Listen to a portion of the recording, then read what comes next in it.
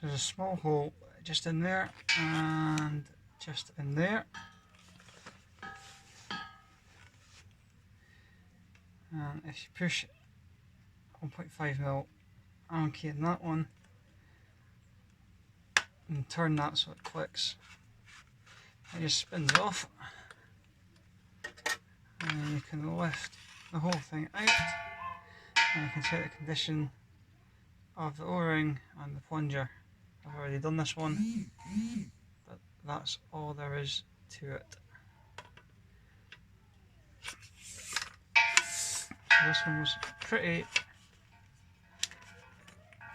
rough before, but it just clips in like that.